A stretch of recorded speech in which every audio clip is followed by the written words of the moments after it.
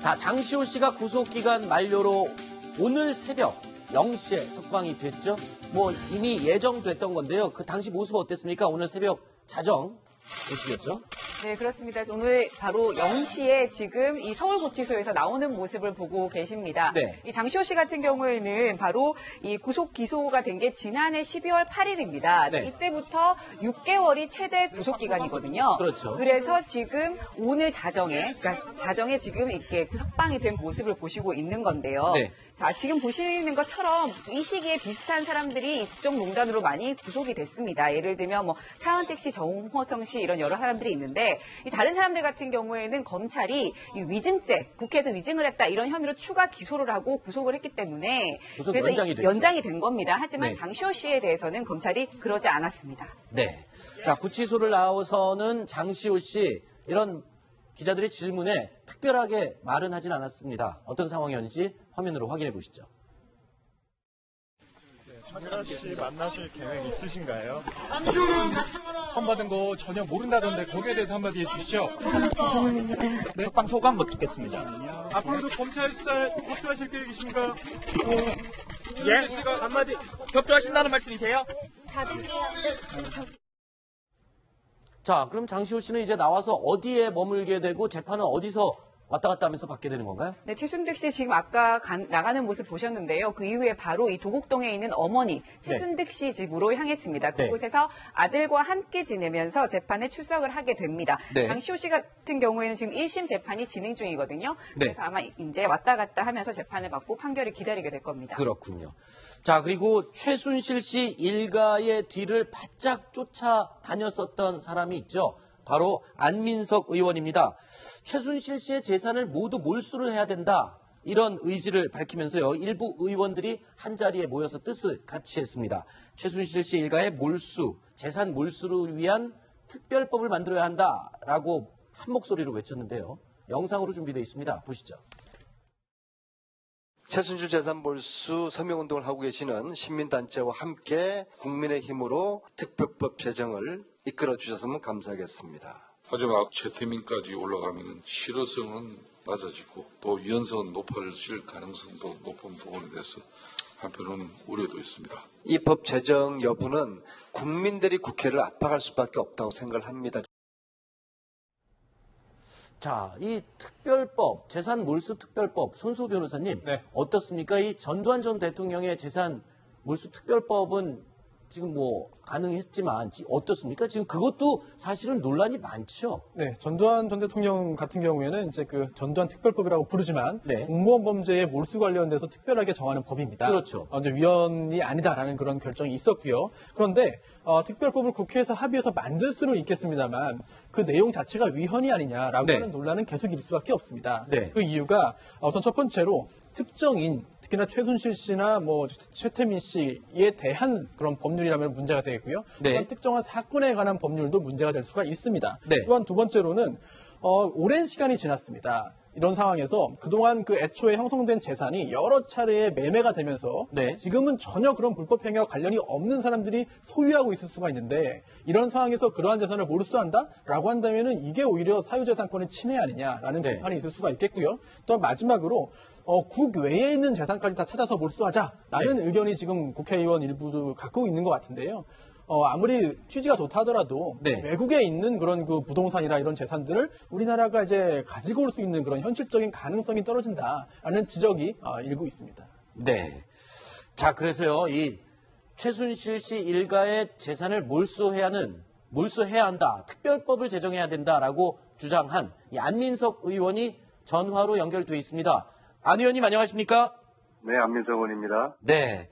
자, 오늘 새벽 0시에 이제 장시호 씨가 석방이 됐습니다. 화면 보셨죠? 저 따로 연락을 하거나 그러지는 않으셨습니까? 청문회 때 장시호 씨가 꼭 뵙고 싶었던 분이라고 언급을 하기도 했었는데요. 그건 이제 서로가 악연이 있었으니까. 네. 그래서 장시호 씨 입장에서는 도대체 어떤 사람인가 궁금했을 것이고, 특히 네. 15년 9월에 최순실 씨가 장시호 씨에게 네. 안민석 뒷조사를 하라고 지시도 했고, 네.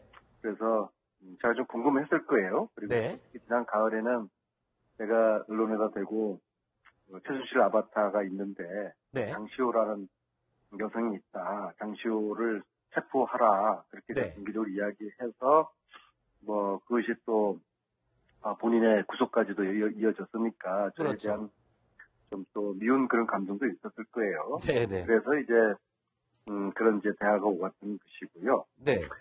지금 시점에서는 저는 장시호 씨가 특검 도우미로서 역할을 한 것에 대해서는 평가를 하면서도요. 네.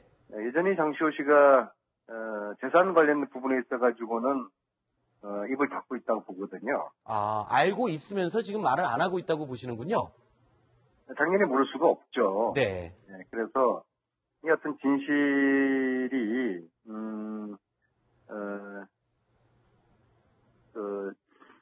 장시호 씨 입을 통해서 네. 솔직하게 이야기를 좀 다 했으면 좋겠습니다. 그렇군요. 이 모 매체의 내용을 보니까 장시호 씨가 안 의원님이랑 같이 놀러 가고 싶다고 얘기를 했다는데 진짜 그런 얘기를 들으셨습니까? 누가 건너서 그런 이야기를 한 것 같은데요. 네.